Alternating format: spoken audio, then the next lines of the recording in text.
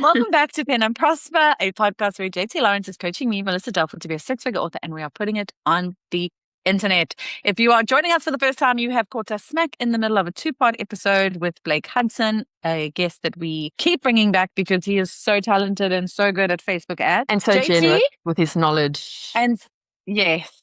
And this episode was so nice. It just flows so nicely. It's like Blake's just like our best mate. Yeah, he is. We're very excited. We'll have his wife Stephanie in next week, and we will be talking all things paranormal with her and events and Facebook groups because she has that super strong group. Before we dive back in, we just wanted to, as always, thank our sponsor Vellum for the ebook and book formatting software we could not live without, our paid subscribers who walk this journey with us every week, and to Elize, our editor extraordinaire. Thank you, Elize. Thank you, Elize. We see you, Elize. Maybe one day Elize will have a book out and all of this will come full circle. Yes. Okay. The link for Vellum is penandprosper.com/Vellum. Did I say that right? No, it's not. The link is www.vellum.pen-and-prosper. That's it. Well done. I'm first try. At least you better leave that dud in. That's hilarious. Okay. And without any further ado, Yes, Blake. I'm waiting for you to finish my sentence. We'll finish each other's sandwiches. Come on. Let's dive back in. Was Blake Hudson, also known as BH, buy his t-shirts. I think that's a great segue into covering probably the biggest asked question since I did your podcast. Okay. I've had quite a few people contact me. That's right. It's been interesting. Are we sorry? I'm sorry. It's been interesting for sure. They've all been fantastic people and stuff, and not a single one of them was annoying. Really? I find it hard to believe. And he worked with me. Delport, you're the annoying one I'm referring to. It was all good. But I've had people contact me saying, "Oh, I watched the podcast and I implemented the system and my sales have took off." And I was like, "That's fantastic. That is exactly what we want." And a few of them have posted in 20 books and a few of the other groups and stuff, and that's fantastic. A few of them want to keep it private and just sent me the screenshots, and they're happy about it, which is great. But I have had quite a few people contact me and going, "I've implemented your system and it doesn't work." Oh dear. And I was like, "Well, it hasn't been 90 days since the episode, so they're lying." I was like, "Well, it certainly hasn't been 90 days, but let's have a look at what you're doing." And generally, they just haven't set up the ads right. Yeah, they just haven't done it right. Yeah. They just haven't done it right. Yeah, it's a huge problem. And we don't want to say user error, but generally user error. But it's okay. But it's this thing is there's so much advice and methodology out there for how to do it. And I think, a lot of people, they set up their ads a certain way. It's hard to do it different, right? So yeah, how do we actually set up the ad? And the simple answer to that is as simply as possible. Okay. And not to overthink it, and not to overcomplicate it, and not to go, well, this is how we used to do this, so this is how we used to do this, let's still do that. It's literally a campaign, an ad set, where targeting is totally up to the individual, right? Because only they know their books. But I target in 3 stages. I target everything to do with reading. So that'll be all the publishing houses, it'll be all the genres, it will be a New York Times bestseller, it'll be Oprah's book club, it'll be all the targeting, ebooks, books, reading, literature, libraries, everything. So that list is probably best part of 40 or 50 targets, if not more. Oh, wow. But it's all book related. And reading related, right? So there is a lot of targets there. And for the US, just on that targeting alone is well into the 75 million targets. I then target down again, which will then just be the genres that are the closest possible. So for argument's sake, paranormal romance for my wife will be the first one. And then I'll do fantasy, high fantasy, urban fantasy. And I think there's another one I can't quite remember. And then I target down dark fantasy, that's the one. And then I will target down again and go, because we're exclusive with Kindle, I will go to Amazon.com. I know it does. Kindle Store, Kindle Fire, owns a Kindle, Fire, blah, blah, blah, blah. Anything to do with Kindle or Amazon is in that targeting. And then I add Goodreads onto that one as well, because if they've got a Goodreads account, they're going to have an They Amazon read us. account. Yeah. So, and that's my targeting. All the AI off, everything that's supposed to help you off. Don't use any of that. Select the language, English all, English US, English UK. So I just get rid of anybody in the country that's not native English speaking. And that's pretty much it for the ad set. Listen wise, I only go for Facebook feed, Instagram feed, 2 others. I can't remember the names of them now. It just pops out my head. But they're literally right next to each other. Yes, Don't do any of the others. And then it goes to setting up 20 ads in the ad section.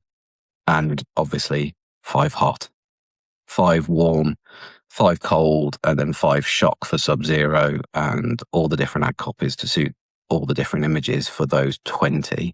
And that is it. Okay.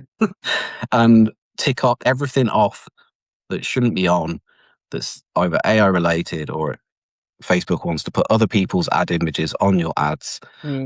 Anything like that, take it all off, clean, as simple as possible. And I even noticed yesterday or the day before when I was setting up some ads that they've even changed the ad set section to make it even harder to turn it off. to turn it off and do it yourself. All right. So annoying. So you've really got to hunt for it. Okay. And yeah, I've spoke to people and gone through their ads when it hasn't been working. And the classic mistakes were they were having multiple ad sets. So they were having ads, like one person had 5 ad sets. So ad set 1 would be for hot buyers, ad set 2 would be for what, and so forth and so forth. Budget wise, I have it at the campaign level. So it decides where it's sending it rather than having it at the ad set level. But even at the ad set level, it should be fine if you've only got 1 ad set. And what was the other? The biggest mistake probably was taking the breaking news style of ad far too literal. And if they were for the classic one, a guy came to me and said, "Oh, I've spent $450 in 2 days on ads. I've got absolutely shed loads of clicks on my ad. I've got no sales, but I've got lots of people very angry commenting on my ad." And I was like, what did you do, buddy? What did you do? What do you do? Let's show me what's going on. So they showed me the ad, and they were a crime writer. Okay, fair enough. But they did a breaking news article saying 2 people found dead in Florida home.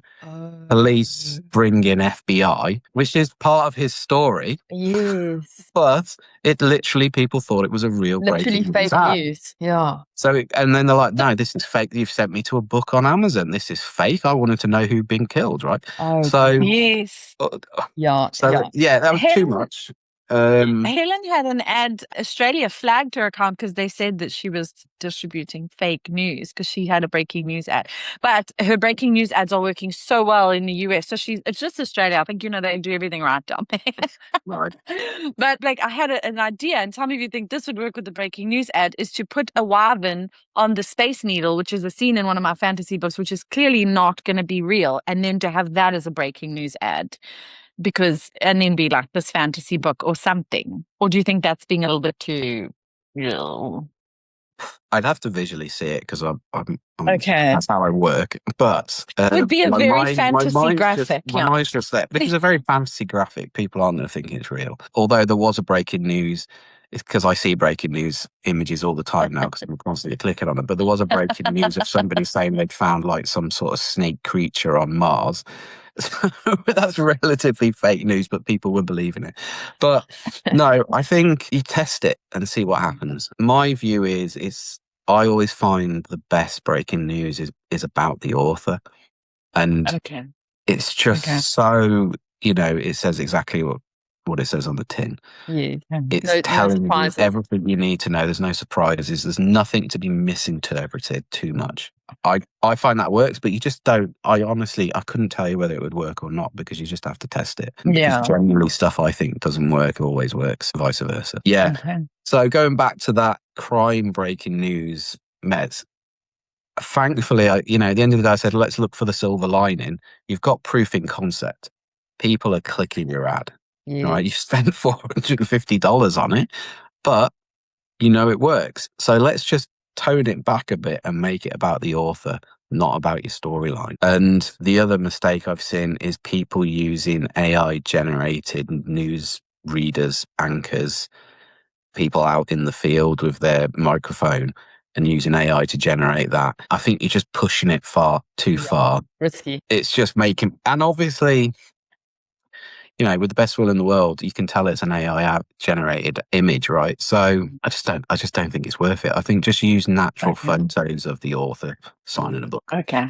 Yeah. Blake, can you just remind, or if people didn't listen to that episode, can you just give us an example of what the headline might be about the author? Yeah. So I've got 3 or 4 types of headlines for my wife. So the first one would be basically relating it to another well-known book or another well-known author. Yeah. So I would say something like fans of Sarah Jane Maas are going crazy over this new author. Yes, or perfect. Fans of Zodiac Academy are really falling in love with this series of this new author. And all variations of that type of thing. You don't have to go too deep with it. It's just what would work as a breaking news. Yeah. A little bit different on the emotion side than what you would have on hot buyers, cold buyers, warm buyers. Yes. Okay, fantastic. I haven't done an ad like that, I must. It's on I my haven't list. sent any of. I haven't It's on my sent those up BH list. either. I'm looking forward to the JT In talking fact, about it the is book ads. Oh, yes. I just can't wait to film those. Yeah, you did ones. The cringe ads. I'm surprised you didn't see it in my screenshots. I've got my Blake folder on my desk. Blake folder. So you put all your Blake stuff. Well, I'm going to have a Blake folder too, Delport, so don't get too smug, okay? Is this the time where I walk so you can run, Brandon? Is that what I happens? think so. You've been doing it for a year. Give me those coattails. Yeah, Blake, so we've already said this before you joined us, Blake. We were just saying how you're going to help me get my feet back on the ground after having lost all my Facebook accounts. So Yes. I'm going to get a lot of homework from Blake. I'm going to put all my stuff into a folder for him and then also start creating all the content he recommends. So how exciting. It's going to be a lot of work, I'm sure, but it'll be so worth it. I think the hardest part of this is going to be pulling you back. Pulling you back from the monitoring side of it, because I know you love it. But It's you know like- what, Blake? You'll be so proud of me, I promise you. I have to write this book that I'm busy writing. If I don't write 2,000 words a day, I'm screwed.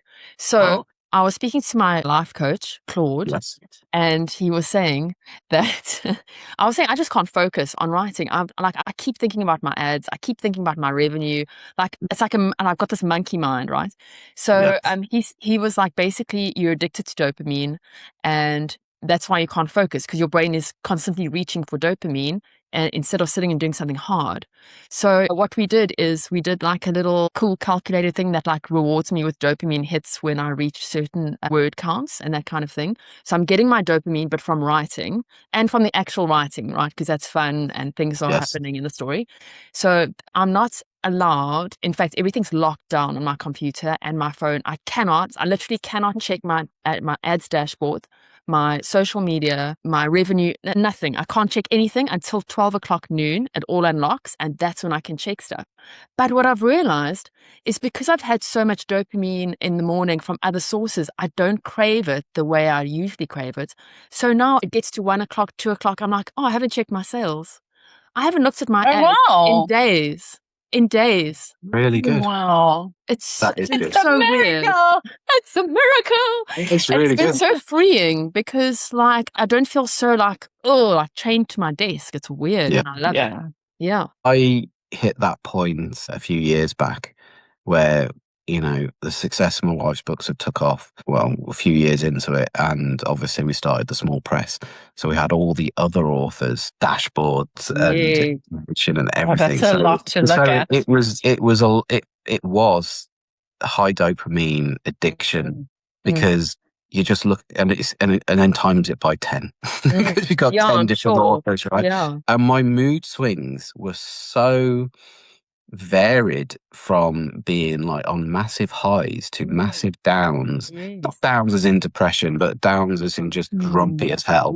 Nice to be around. And they would literally spin on a sixpence just because I've had a bad sales day, Yes. or just because my ad account ran out of budget, or whatever it might be. And it's like, I had to sit there and look at myself and go, do I want to be this person? Do I want to be so emotional about how things are going? Yeah. I mean, it's great having the highs. You ride those as long as you want, right? But it's the lows that really just got to take a step back. And that's why I started adopting that whole sort of monitoring sort of once a week on the Sundays and letting things lie more and trying to scale back from that side of things where it just drives you freaking mental. Yeah. But my antidote is I go into the garage and hit an old car with a hammer.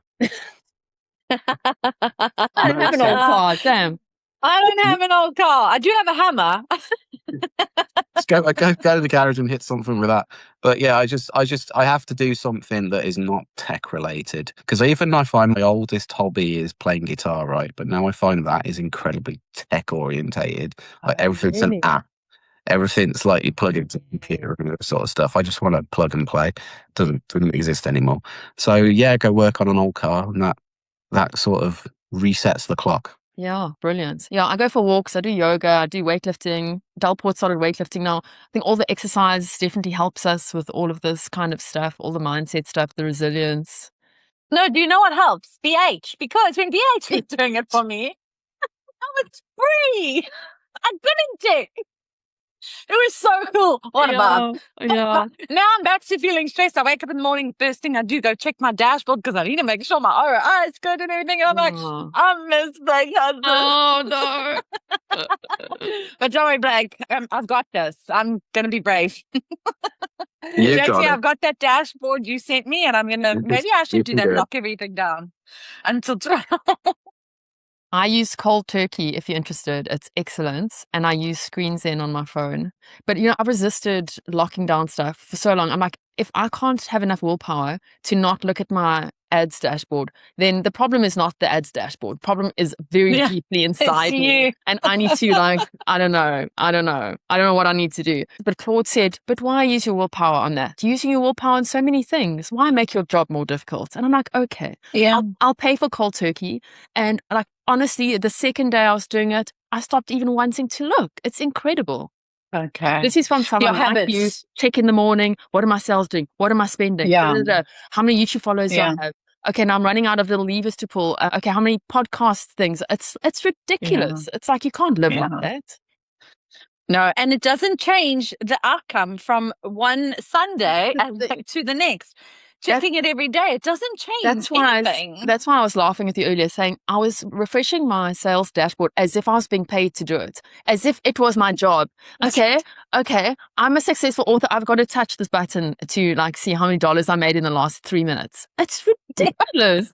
Do you know what the cringiest thing back in the day that used to happen was? I used to use Book Report. I think it was. Ka-ching, ka-ching, ka-ching, ka-ching. A Book Report would be there chinging away, and it'd just be a thing to just go, right, I've got to look. It's just something's changed. Addictive. And it was so bad. And I've had to turn it off.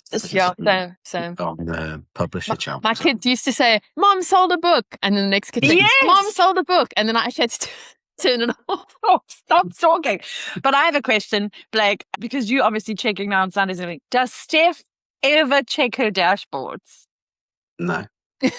Oh, what a free laugh. What a free laugh. She must be writing. It just occurred to me because she doesn't have to. Yes. Well, obviously, you'll get to talk to Steph soon enough, and good luck with that. Or we get to stop talking to Steph. No. Well, she's definitely going to break the 3-hour mark. But you just have to cut her off, just press unrecord and just let her keep talking. Right?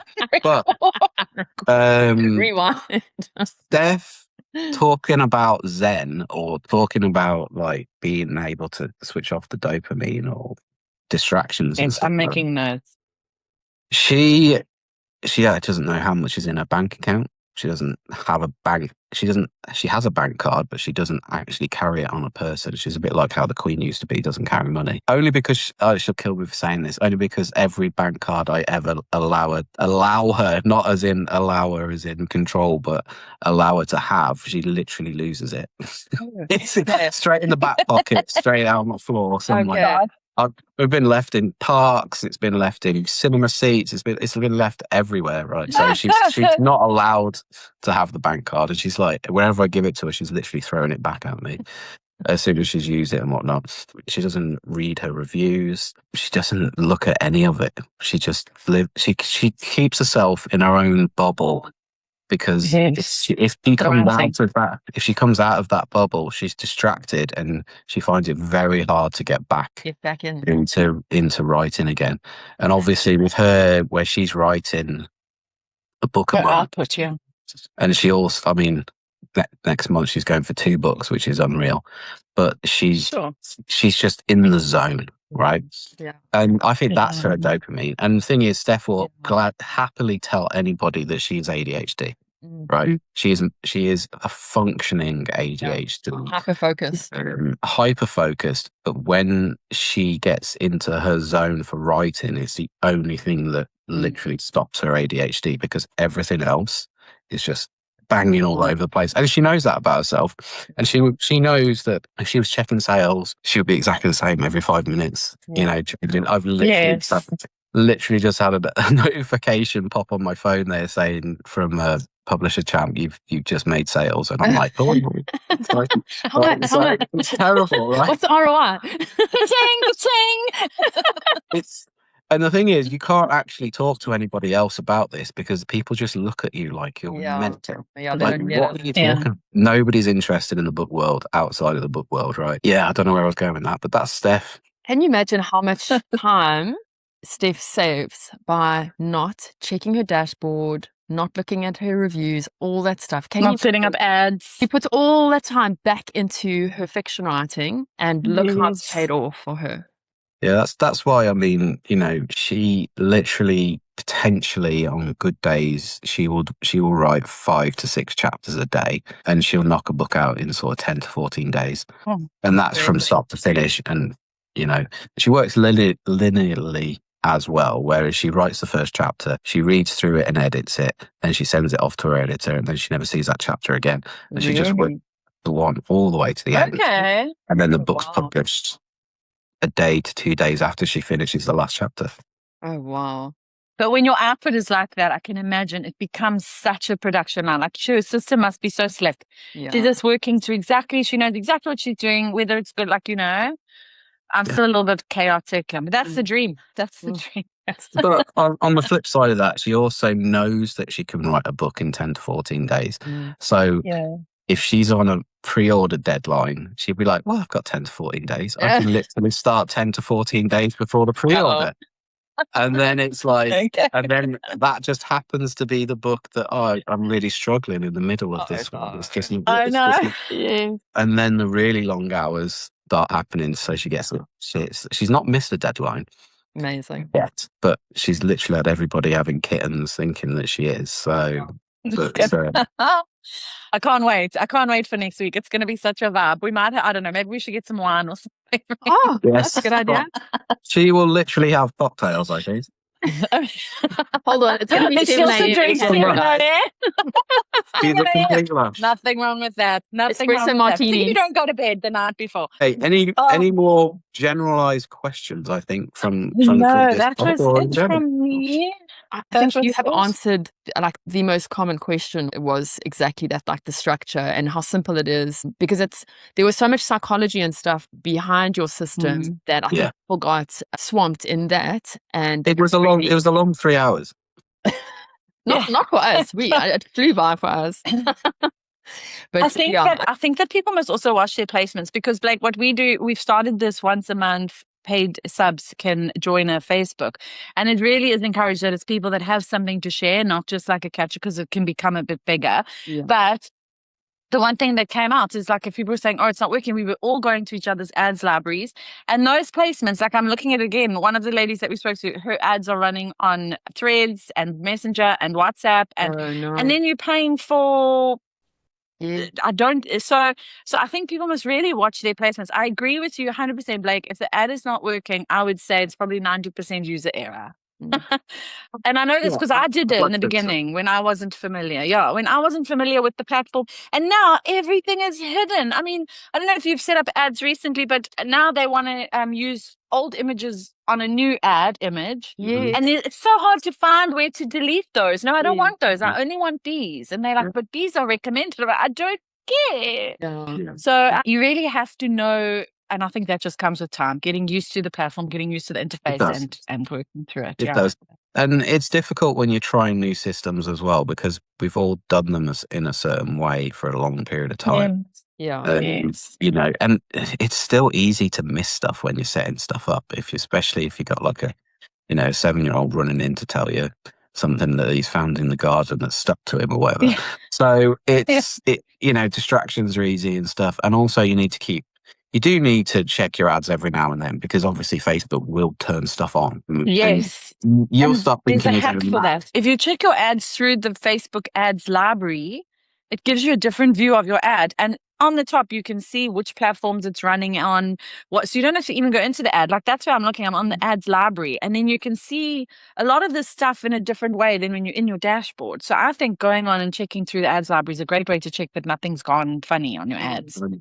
And if it's changed, it goes like narrow. Remember that one time JT had all those narrow images? And I was like, what are these? And it was because one of those multi-advertiser things had switched on. Yes.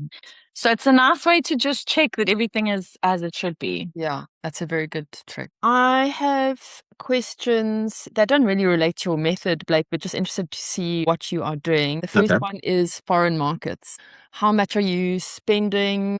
What's your ROI like? What are your favorite markets? What are you doing with Facebook ads? So our best historical market is Germany. They love a bit of paranormal romance. So we hit heavy in Germany. Italy, Spain, and France and French-speaking Canada all tick over relatively nicely. I've run very basic ads to those territories, and I don't do the 20 ad system because I literally don't have the talent in the languages to be able to do that. And I really probably just should hire somebody to basically help me set up the first 20 German in that style and so forth, and all the different languages. So we can just get the nuances with language, the nuances within the dialect of the different languages as well, to really hit the emotional side, the psychology side of it. And whether different languages and cultures have slightly different psychology around it as well, right? It's just, I just don't know. I'm not involved in it. But the simple ads, they sort of tick over and they do quite well. I mean, I don't think Italy and Spain are the revenues there because even when I look at like the best-selling books in that genre that I'm competing with, they're relatively not big sales in comparison to like the UK, Germany, and the US, especially not the US. But I think it's money and revenue and readers you can definitely cultivate, but I don't think it's gonna set the world on fire. But then it's all relative, isn't it? I mean, at the end of the day, if you're only making, if you're only making $1,500 a month in the US, for argument's sake, and then you bring out something in Italy and then you start making the same amount of money, you double your income, right? So it's relative. We'd like to take a quick break to tell you about our sponsor, Scribe Shadow. If you're an indie author, you already know that publishing a book is only part of the journey. Reaching readers in new markets is where things get really exciting, but translations have traditionally been expensive, time-consuming, and honestly, a little overwhelming. Which is why JT and I both use Scribe Shadow. We originally started using it for our translations and it quickly became one of the tools we can't live without. Personally, I started translating my books in May last year and my income skyrocketed. Scribe Shadow saves us time, the workflow is simple, and best of all, it's affordable. It's made book translations accessible for indie authors, and in just minutes, you can translate your novels into multiple languages with high quality results. which opens the door to exploring relationships with readers all around the world. What we really appreciate is that Scribe Shadow understands indie authors because it was built by people from the indie publishing space. This isn't a massive faceless corporation. It's a small family-run team that understands the realities of self-publishing, tight budgets, and wearing 20 different hats at once. They also offer things like cover creation, audiobook translation, and a straightforward credit system that keeps the whole process simple and affordable. Importantly, you always keep full rights to your work, and your books are never used to train AI. So if you've been thinking about expanding into foreign markets, or you just want tools that genuinely make your author business easier to run, check out Scribe Shadow. It's become a really valuable part of our workflow, and we're genuinely happy to recommend it. If you'd like to try Scribe Shadow, we have a special code for you. You can get 30% discounts. It is Pen and Prosper 30. You can use that at checkout. Perfect. And let's get back to our episode. But, it's exciting times because I'm also finding that when we're doing the translations, obviously we use Scribe Shadow and then we're using Claude and I can't remember the other one we're using. I think it's Chat. I can't remember. Running the two together and going through each chapter by chapter and just basically asking the two AIs to see if there's anything they spot that doesn't make sense and whatever. And it picks up the odd thing here and there. And then we were sending it to proofreaders of each as literally a line edit. Not a line edit, but they're just proofreading for typos and stuff. And they were coming back with very little. Oh, amazing. So that's a massive improvement and obviously a huge cost drop compared to when we used to have them traditionally translated. And we still do have a traditional translator on payroll who's full-time translating for German. Okay. But obviously she's got 68 and growing books to translate and she's only, I don't know, 18 in. Okay. So I don't think she's ever catching up, right? Yeah, unless she duplicates herself, which we all love that. Yeah. But the foreign markets, I mean, it's just exciting times. It's like panning for gold. Yeah, it really is. And those badges we were talking about are a lot easier. Yeah. If you're into that sort of thing, which we aren't, like, obviously, but JT likes a good. Like a bit of a vanity. Germany's different, right? Because of the whole privacy. Facebook ads in Germany are just a pain in the arse. Yeah. And the only things that work for me in Germany is the breaking news. Oh, really? That's very interesting. Well, there goes my strategy to try some North Star. And it's still not as good as before that update with the privacy, my German ads would work just as well as the UK ads, and the revenue in Germany was the same as the UK. So was mine. And but then as soon as they changed that privacy, it just fell off a cliff. So yeah, got to roll with the punches. Yeah. And then in the English markets, what is your split spend-wise? US, UK, Canada, Australia? I spend more in the US than the UK. And the irony of that is rankings in the UK are a lot higher than they are in the US. Okay. It does do well in the UK. And obviously, Steph's she's got a lot of colloquialisms in the way she writes. And she writes very much how she speaks, and she's Northern. So I think it resonates with the UK readers more, whereas a lot of the US readers are a bit more like sort of, what is this terrible grammar? Yeah. I was going to say, do you edit obviously English? Do you edit? We don't edit for the US. So so you keep it to the same as us. Yeah. We just stick a big warning that they don't read at the start of the book that it's written by an English author with colloquialisms. And a lot of times we get the odd narky comment on ads and Facebook posts or whatever, and we literally just send them a screenshot of the warning, and they go, "Did you read this before?" And they're like, "Oh no, sorry, I didn't read that." Okay. And obviously, the US reader is the center of the universe. Of course, yeah. And it's their world, and we live in it. Love you, US subscribers. Love you. You guys are the best. My next question, I mean, we've spoken about this at length before, but if you've got anything to add about scaling in general. Scaling, I find that what works, there's quite a few methods with scaling, but what I've always worked to is I generally try to start an ad at the highest amount I'm willing to spend rather than starting an ad low with the view to spend more later down in 3 weeks' time or 2 weeks' time or 4 weeks' time or whatever it is. So I'm like, let's start high, and you can always pull it back. It's right? easy to go down. It's not easy to go up. Your ad will still perform if you drop it. Although relatively perform, obviously you're not spending as much, but it will still continue to work if you drop it drastically if you wanted to. But it's a lot harder to spend more and the ads still work. Classic best practices for me is, say I'm running an ad at £80 a day or £60 a day or whatever.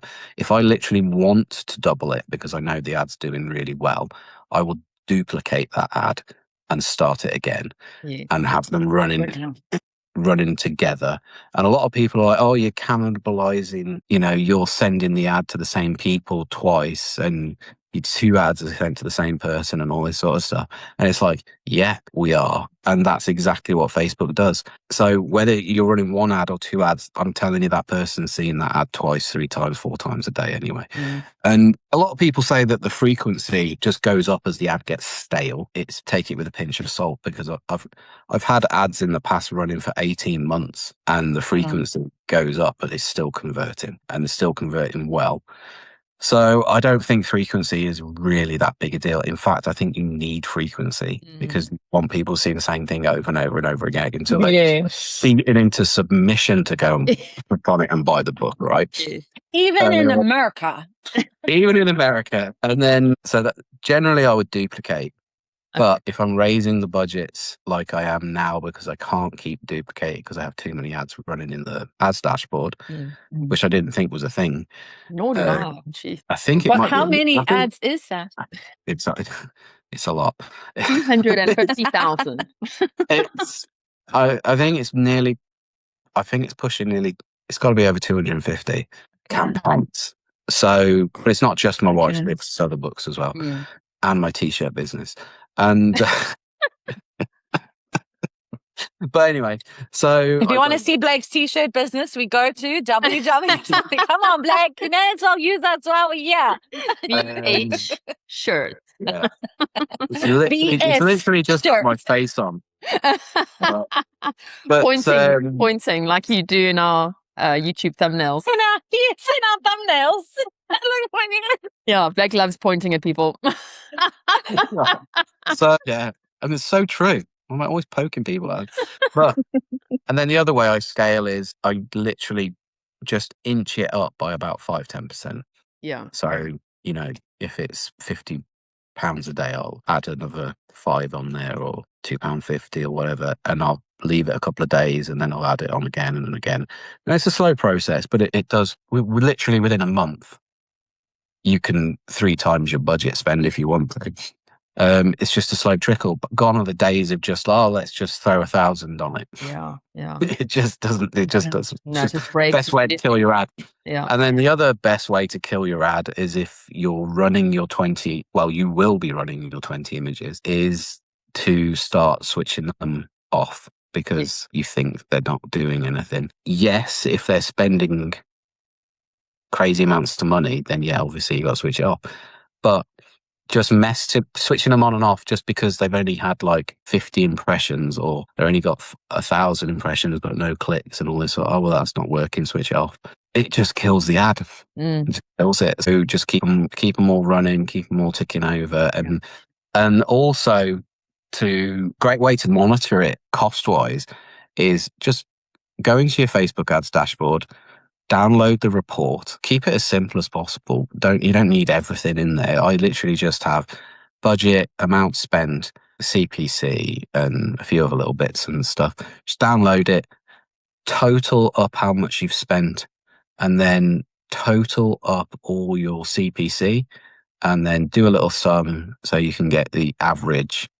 So all your CPCs are just put together and then average it out, and just do that, because you don't want to be looking at 20 ads or 40 ads or 60 ads and being distracted by a couple of them having a CPC of like 20 pence, 30 pence, 50 pence, whatever.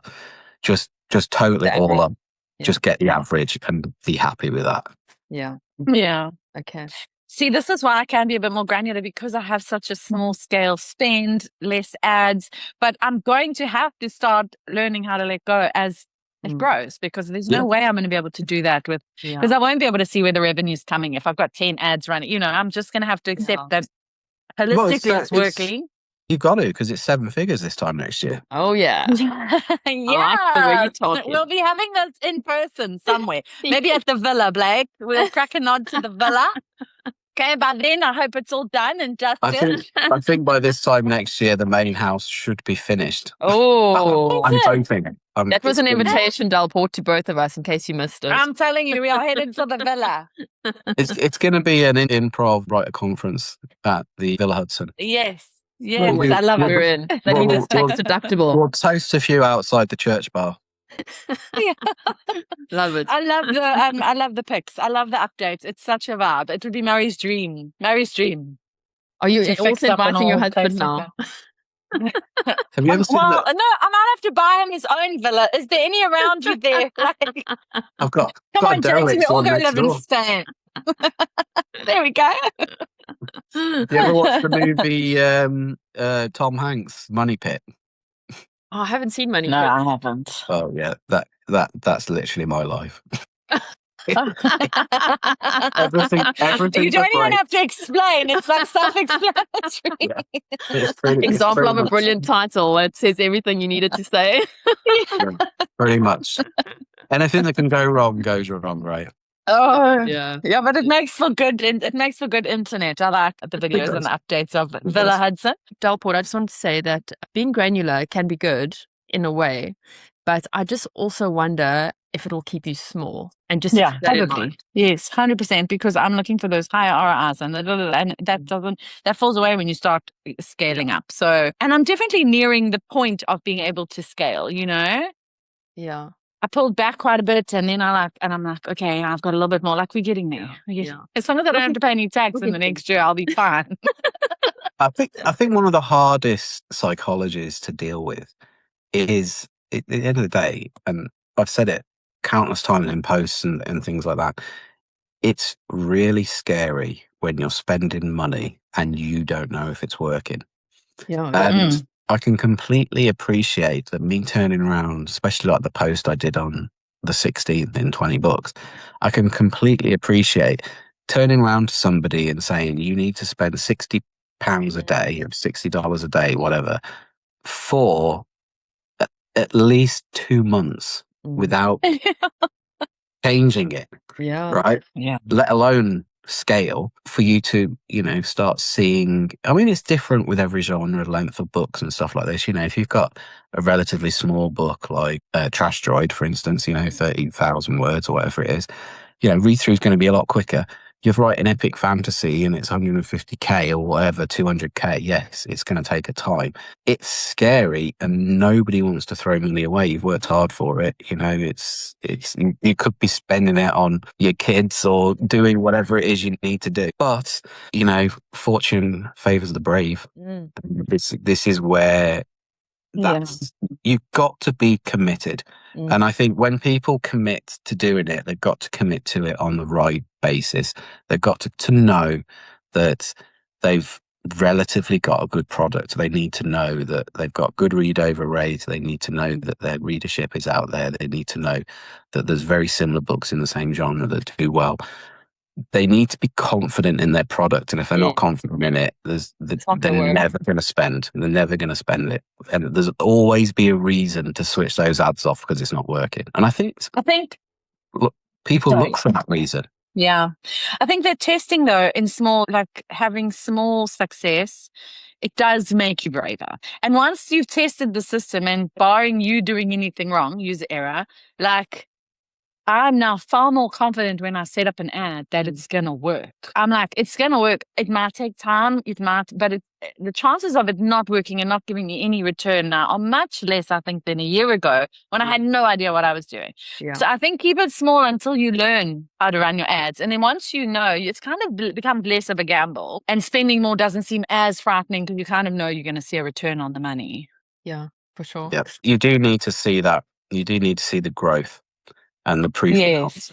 100%. And another great way to see that Amazing. is to do what we're talking about with Steve Aitchison, is when you do a lot of organic content and see what takes off there, and then you put money behind it. I mean, it's such a clever thing to do. Mhm. Yes. I mean, that's pretty much what we did originally with the TikTok videos and turning them into Facebook ads and stuff. Yeah. Just we picked the TikToks that did well. Doing well. Yeah. Same proofing concept. And why not try and build your organic social media as well?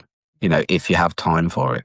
Free clicks. Yes. And that's conversely with what your homework now you're going to do for Blake. You can use that on your socials too. So as soon as we're going to do it as trial reels, like some of the stuff that I made, and see, I mean, who knows? Then you might get organic reach there. So And nothing wasted. I've hired a social media manager, so I will be doing plenty of content, which you'll then be testing and hopefully putting money behind if anything does well. So we'll see. If I can give one tip for social media content, when you're doing the dreaded author videos, right? Yes. How much authors hate them, right? Do not be an author. Don't be an author. Okay. Just when you're filming it, don't be an author. Okay. So don't be really serious about your book. Don't be, you know, I'm going to sit prim and proper and tell you my book, right? Yeah. Just don't do it. Just be as naturally yourself as you can be. Yeah. And even make mistakes in the video because people actually love it. Yeah.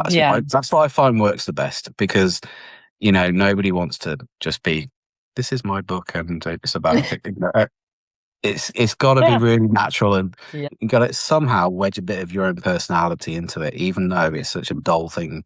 Not that the book's dull thing to talk about. It's such a dull thing to sit there and go, I've got to script out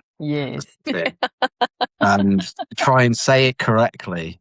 Whereas if you script it out in a loosest sense of the word and know your key points, and then just try and naturally say it in a real conversation. And a good tip for, it's hard to do if someone's not available, but a great way to do it is to say, right, I've got my scripted video to do to talk about my book on whatever angle you're going at, and hopefully you've got multiple angles you're going to talk about your book about. Do a video call with your buddy and have it as a conversation. Oh, that's cool. So it's do not. That, Delport? Let's do it. Let's do it. So it's more natural and it's more real. Yeah, right? that's cool. That's what people want. Yeah, let's do it. That's actually very clever. Thanks, Blake. That's cool. No worries. Yeah, that's a good tip. Great tip. And it helps that we have the same kind of audience, so we can do it both ways. Yes, big time. Yeah, cool, awesome. Okay, right. Well, thank you very much, ladies. we'll do it next week before we interview Steph, because we'll have to wait for her to get up. So we'll do it next week. There's no way Steph's getting up at 7 a.m. Okay. She only finishes writing at like 3-4 o'clock in the morning. You see, and also we can't have wine at 7 o'clock, so I'm on board with that. You tell Steph at her leisure. At her leisure. No, we should definitely have a glass of wine in that case. It'll be hilarious. Okay. Yeah, I mean, it's been 5 o'clock Sunday for Steph. Okay, Make it great. sound like a right lush, don't I? But she kind of is. That's why we love you guys. Right. Okay. Thank you so pleasure much. talking to you as always. Hope that's insightful and covered. That was so good. It was so good. It's always so insightful. You do know we're going to have you back.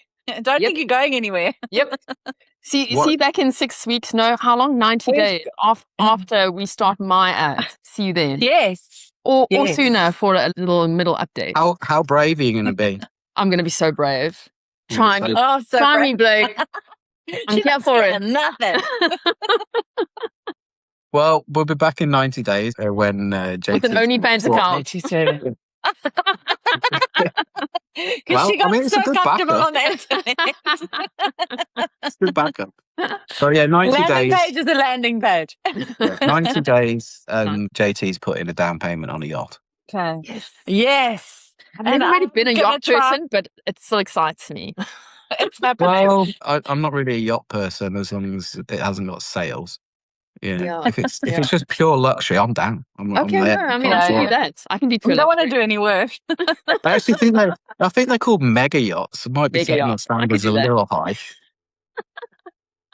We could all do We our can little park all writing in the three next to each morning. other. We can put them all at the marina. Be like, ahoy! Ahoy! Time for Prosecco. This is my new tax haven. Yes. My office. Yeah, 100%. Right, girls. Oh, Take care. Thank you, Blake. Lovely So nice to speaking. see you. thanks so much, Thank Blake. you. Bye-bye. Okay. Before we go, we'd like to say a huge thank you to our paid sponsor, Vellum, the book formatting software that we could not live without. If you would like to try Vellum and let them know that we sent you, please visit tryvellum.com/pen and prosper.